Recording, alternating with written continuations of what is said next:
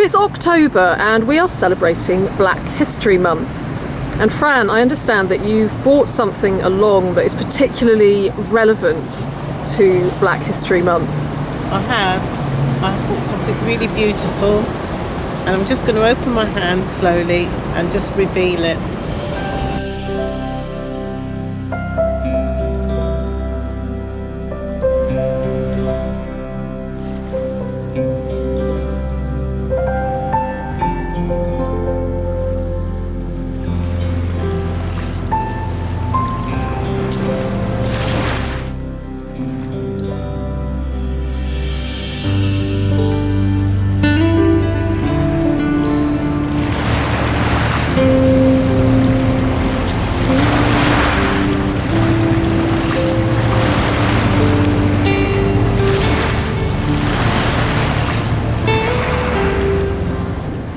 When I'm coming down to the foreshore, I'm not looking for treasure. I'm looking at part of my heritage, my history, and it's a personal journey to me. And gradually, I'm discovering all sorts of things about my history, and it is interesting. And the research is interesting, and it's ongoing. For me, it's like an ongoing project. So these are the sorts of things I'm looking for when I come down to the foreshore. Is my heritage and where I fit into it, and my ancestors.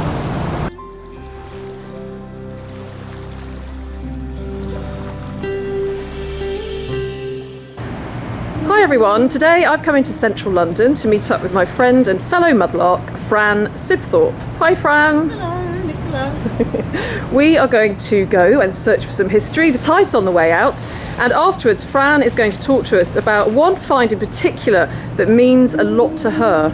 So how long have you been mudlarking, Fran? I've been mudlarking 6 years. 6 years, and it's great, isn't it? It's really lovely. Well, we're not going to waste any more time now. The tide is gradually going out, and it should be low in about 1.5 hours. So let's go and see what the tide is going to leave out for us today.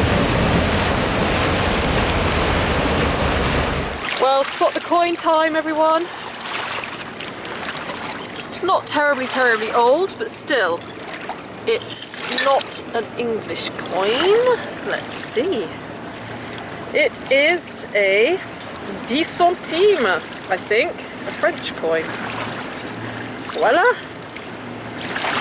Très bien, from the République Française. Ta-da!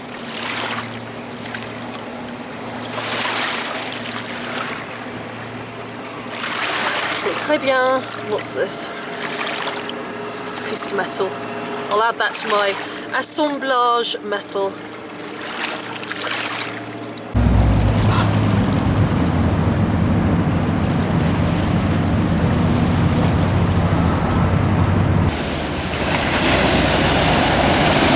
Oh,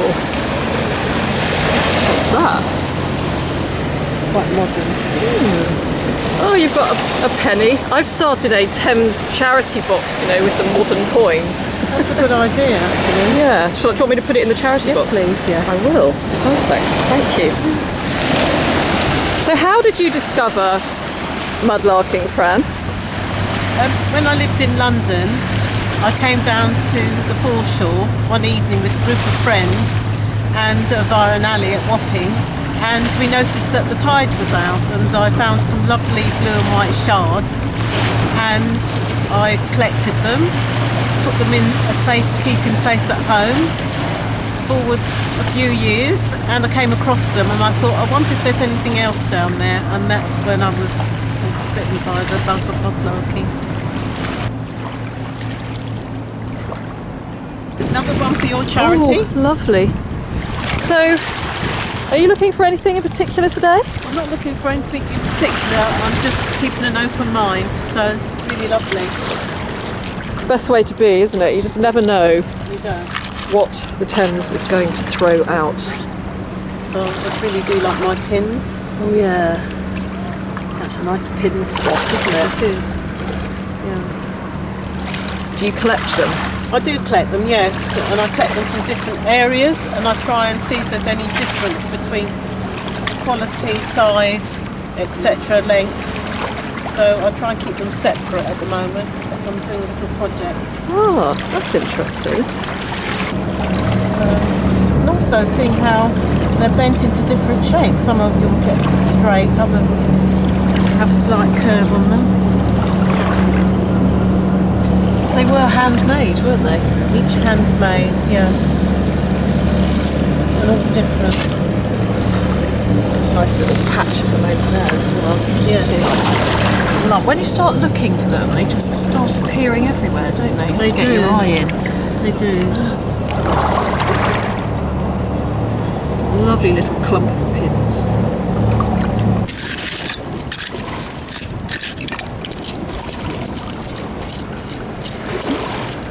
It's an interesting little piece. Look, I love these intricate little pieces of metal. Yes, looks like a hook. It does. Doesn't it? Tiny little hook there. What's the chances that I completely lose that by the time I get home? See, that hook's an eye. It goes with the hook and eye.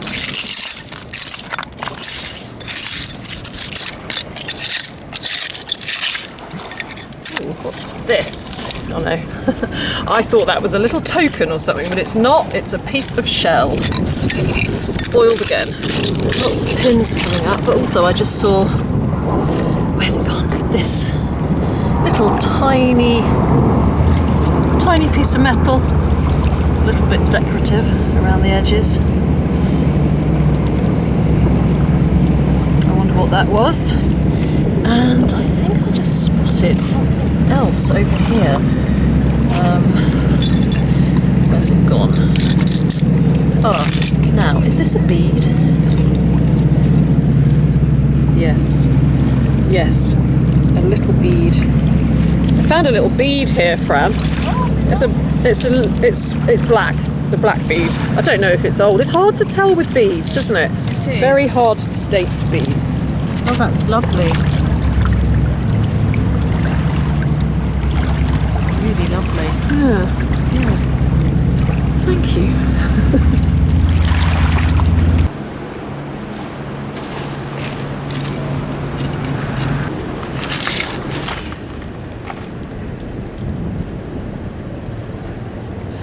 Another little tiny catch there. Tiny fastener.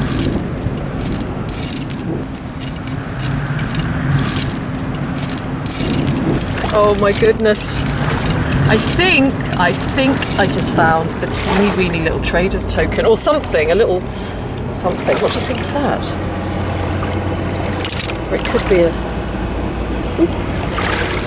I have got a little magnifying glass in my bag. We can have a look at it afterwards. It could be Roman. Could be Roman. Could be Roman. Oh, look at that, isn't it special? Well, whatever it is, we will look at it shortly. Oh, I'm getting wet knees.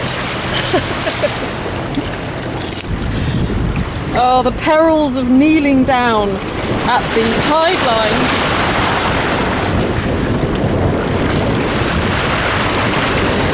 It means that sometimes if you're not careful, the tide comes up and gets you very wet and goes down into your boots. It didn't catch Fran.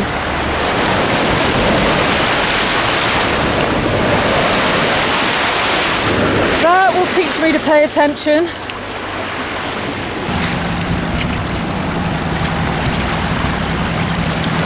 Oh, you've got a seal. Lead seal. Oh, lovely. Can I have it? Look. Yeah, of course. Oh, that's nice. GR on there. Plain on the back. Yeah. GR on the... Nice quality, isn't it? A little bag seal. Little bag seal? Yeah. Lovely. Nice find. Thank you.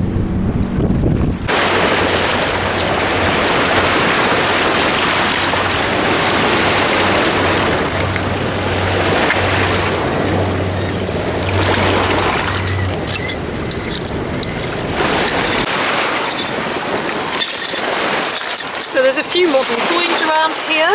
I've just seen another 20p. So the Thames charity box is doing pretty well. And also down here, I thought it was a 10 pence, but it's not. It's another French coin. It's un franc français. Kind of takes me back to when I used to live in France before the euro. Un franc. It's great. What have you got there? Letter type with a full stop. Oh, excellent. You need a few letters now. Look, here is another lead seal, and look at that, there's a beautiful crown on it on that side.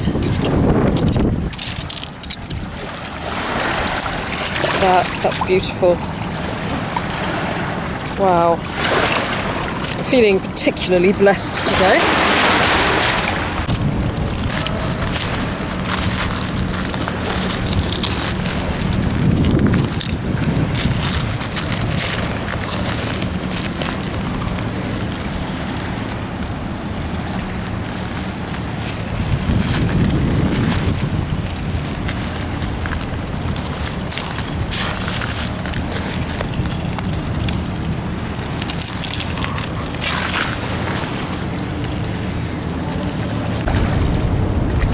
Now, I've just found something quite interesting here. I don't know whether it's part of a handle or a bracelet or even a pilgrim's badge. I don't know what this is. I'm going to see what Fran thinks. Have a look at this, Fran. It's interesting, isn't it? Yeah. It's got like little flowers on it, hasn't it? I don't know if it's a little handle or part of something though, isn't it? Yeah, it's definitely part of something. Worth taking a closer look. Yeah, absolutely. I'm going to, so let's just rinse it off in here. You can see more closely there, the little decorative bits on there. Fascinating. This isn't it? Yeah. It's better now, you give it a rinse. Yeah. It looks much easier to see the pattern, the floral. Yeah, it's a floral pattern. It's lovely. Exciting. Lovely find. It's very strong still, so that's very good, isn't it? Strong. Something to research.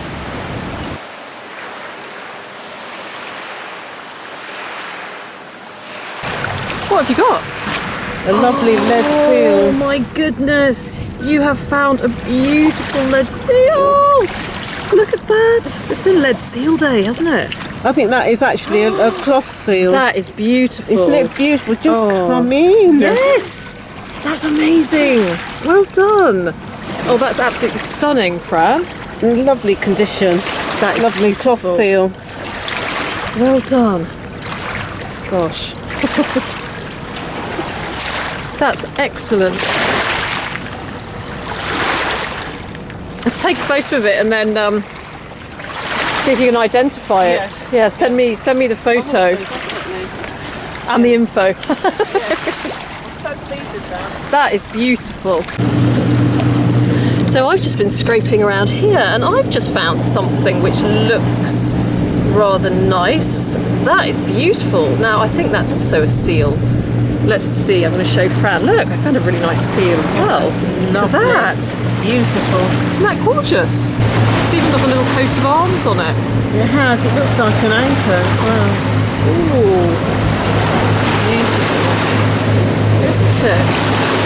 How special is that? It's got a number there. So yeah, 279 or something. And then, yeah, a little coat of arms in the middle there. Beautiful. Wow. Good condition too. Yeah, that is really nice and crisp.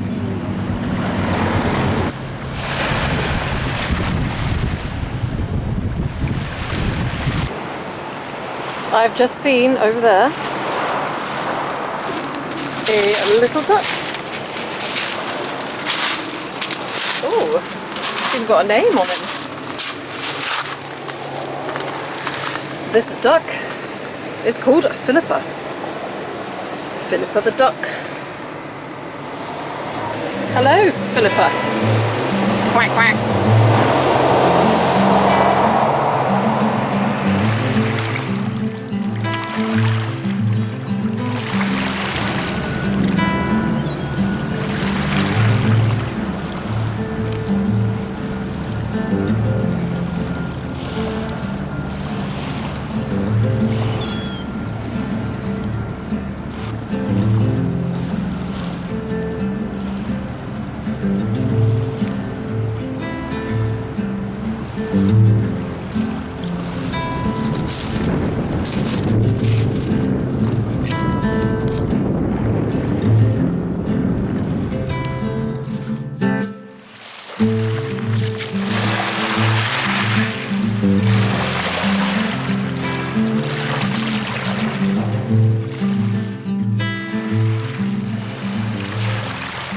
Right, I have just seen down here what I thought was a coin.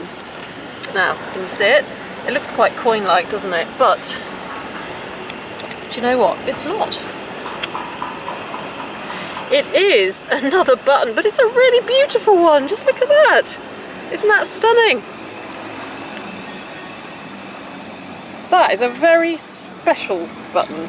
I'm not quite sure how old, maybe, well, no, 18th, 19th century. That is lovely. Oh, what's that? A tiny little lid. Can I look? Oh, yeah.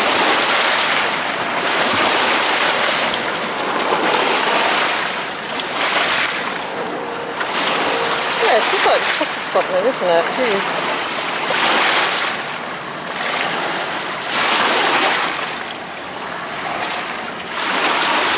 That is interesting.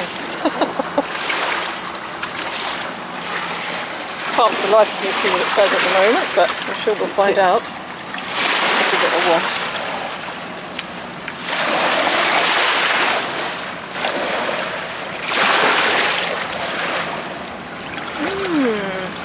Look forward to seeing what that says. Oh, interesting, isn't it?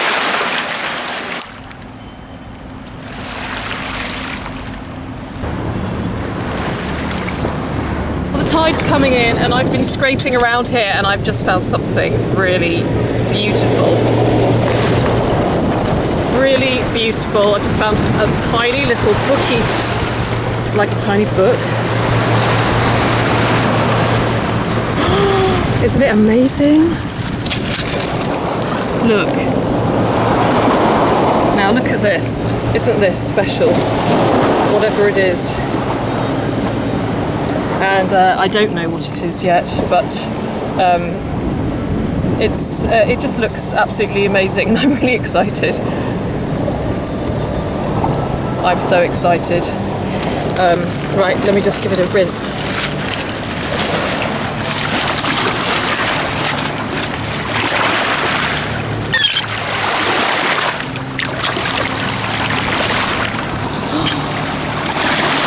Oh, it's like a little tiny,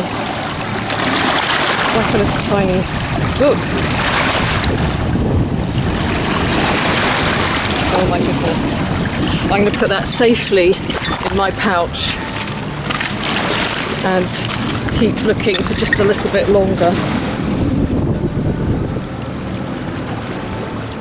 Oh, how special. It looks like a little Bible, doesn't it? Okay, we'll have a closer look later.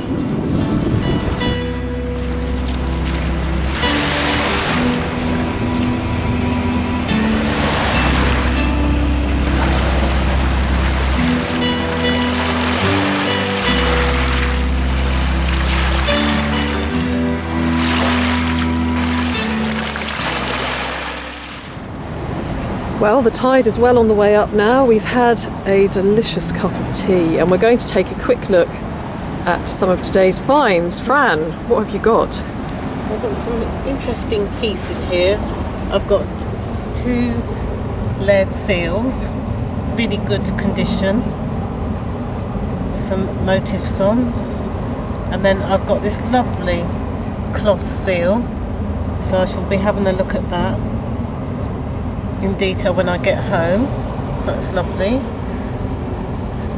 Another lead seal, 2 long pins, a modern bead, but it's gold, but all the same. I like my beads, as you know. Yes. And then 2 buttons.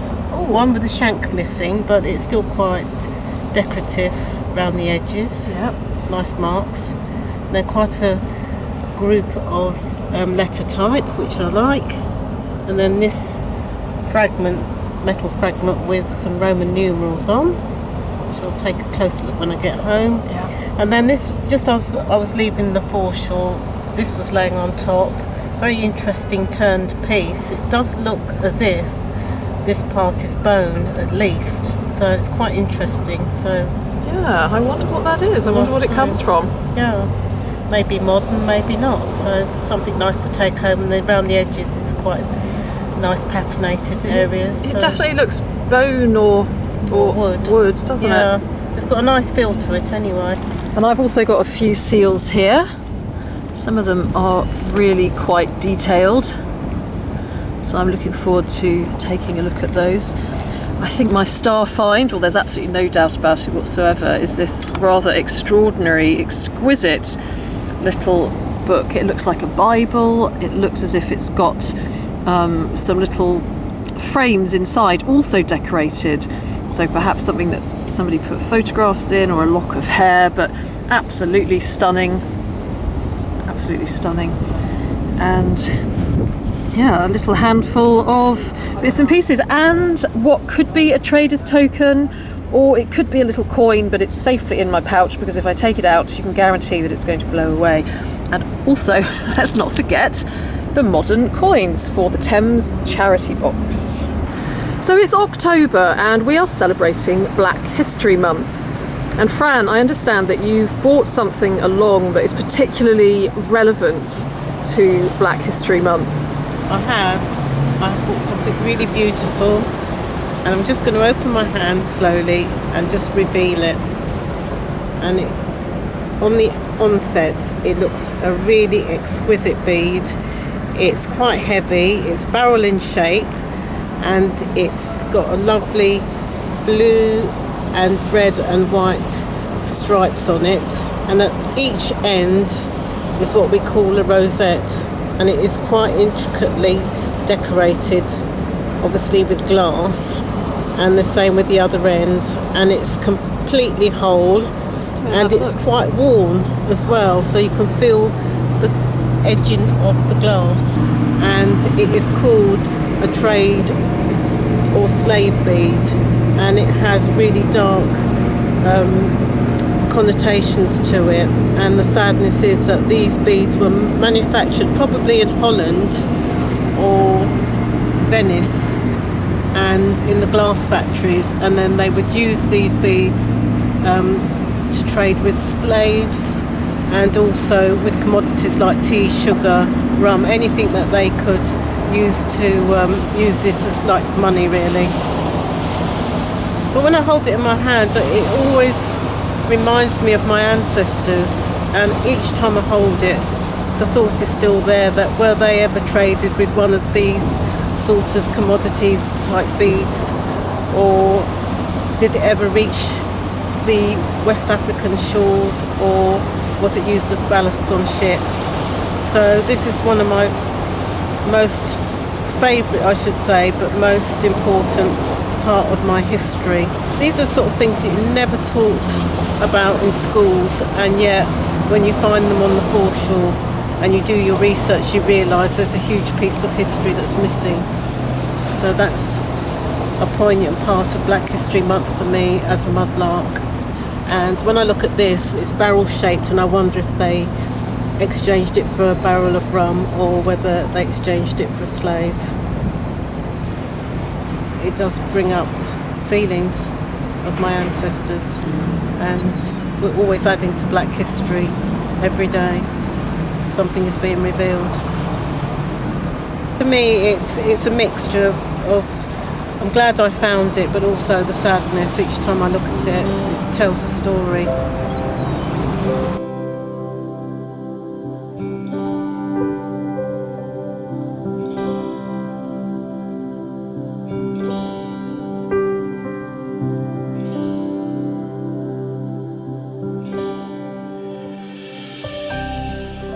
Hi everyone, how are you? I hope you're all really well. Thank you very much for watching and welcome to my studio.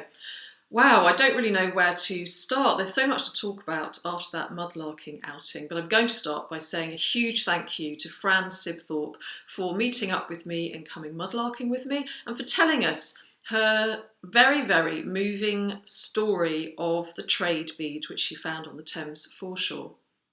Now, Fran has found some excellent objects in the Thames mud during her 6 years of mudlarking. So please do go on over and check out her Instagram site, which is @FranJoy, and discover some of those objects and the information that she's found out about them. The story of Fran's trade bead is really such a great example of how the River Thames really is liquid history, which is how the 19th century MP John Burns described it. And I also like to think of the Thames as a giant liquid storybook. And not all stories in it are happy and romantic. As we've seen, some of them are sad and painful, and we can really learn from those stories. And indeed, trade beads, slave beads, they aren't the only objects we find on the Thames which have a link to slavery. Now, I am very well known for my clay pipes and my clay pipe collection and the pipe extractions. And indeed, I have a lovely collection of clay pipes, some of them very beautiful, but it's very easy to forget that these two have a link to slavery.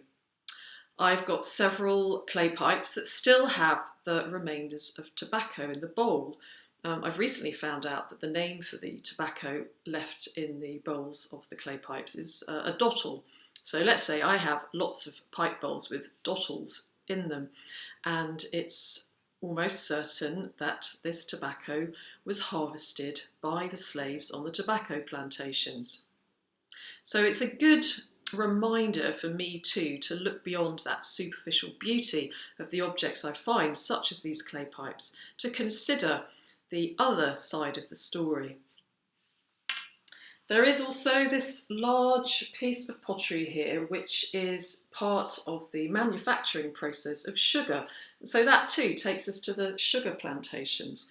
And in both of these instances, on these plantations, these slaves were forced to work for absolutely nothing, enduring extreme suffering and hardship, whilst the sugar plantation owners, the tobacco plantation owners, were becoming richer and richer.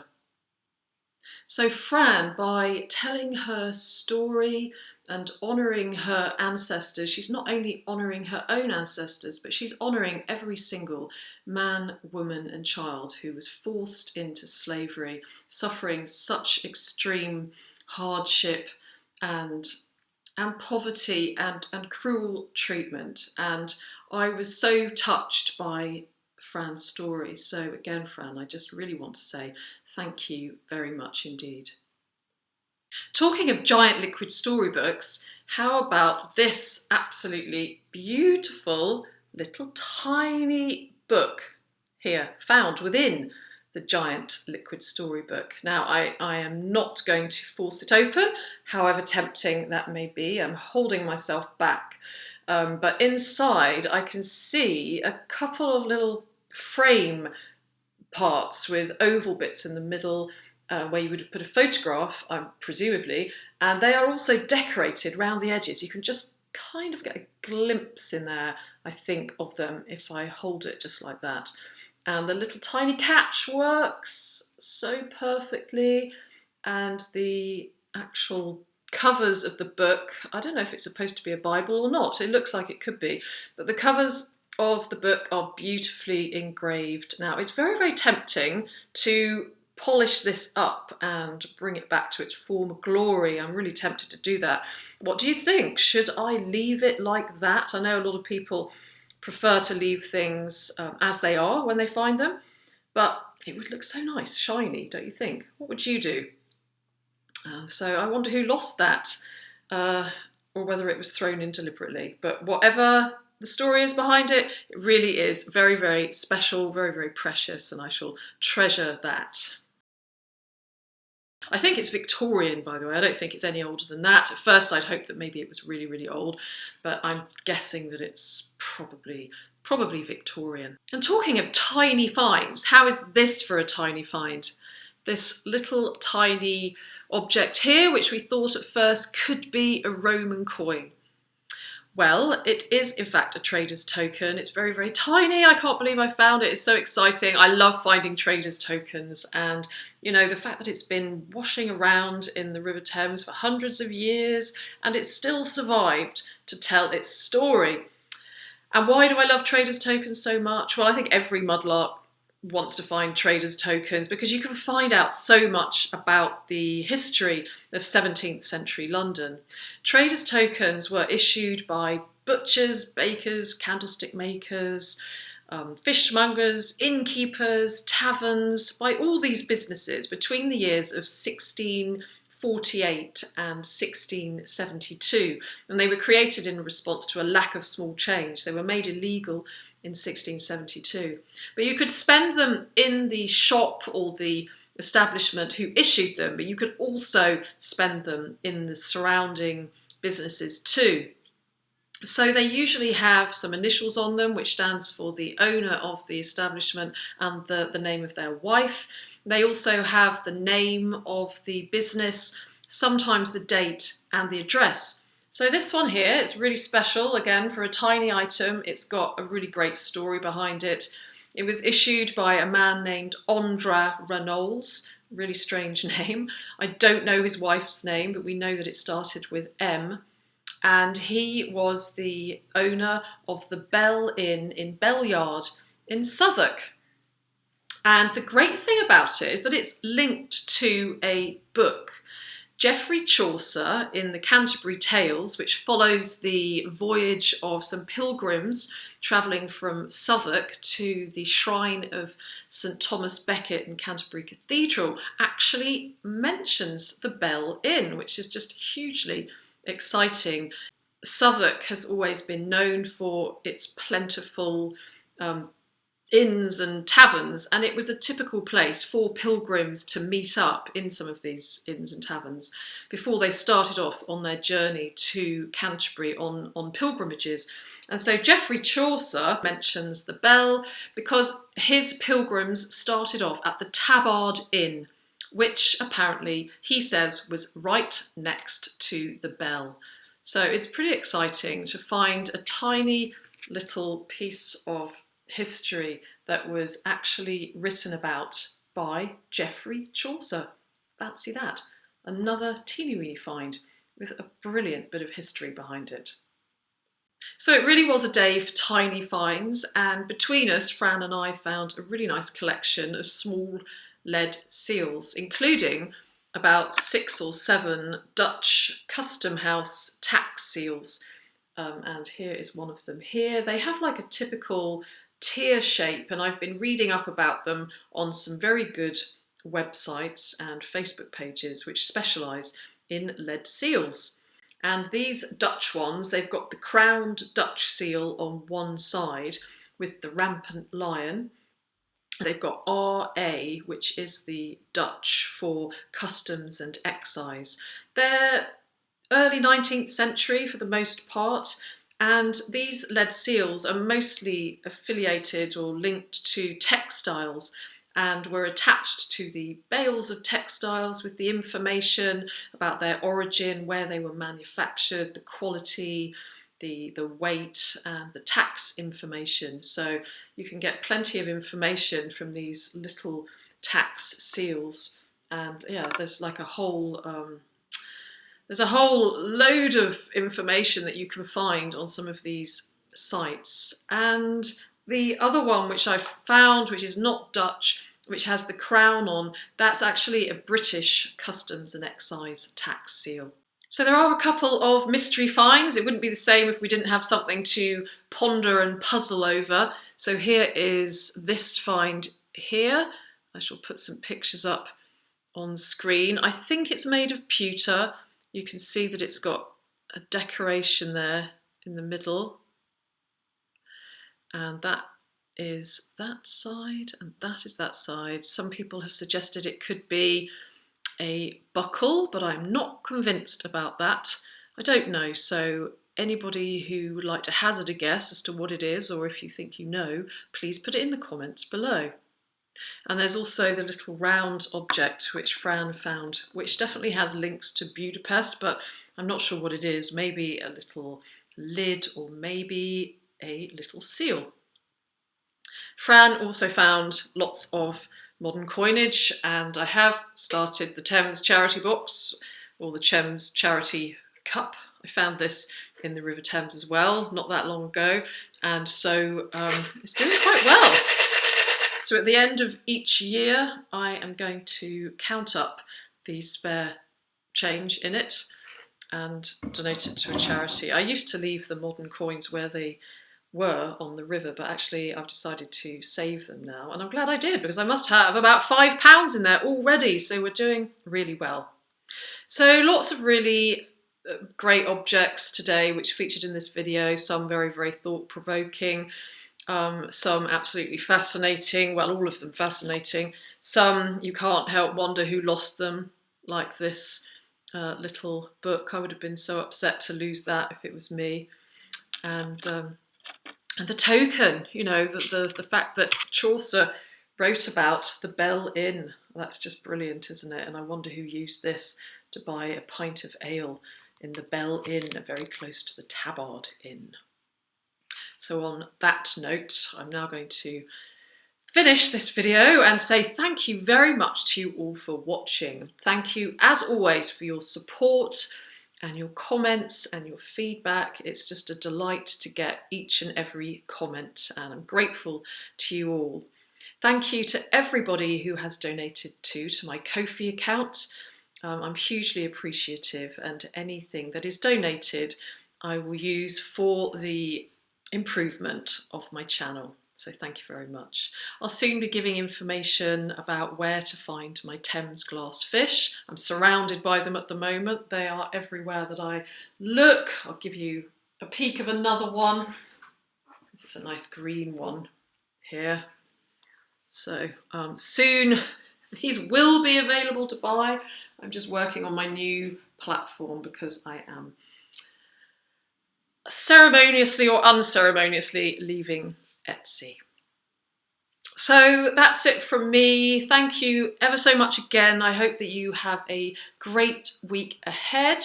Take care of yourselves, stay well, be happy, and I look forward to seeing you again very, very soon. Bye-bye.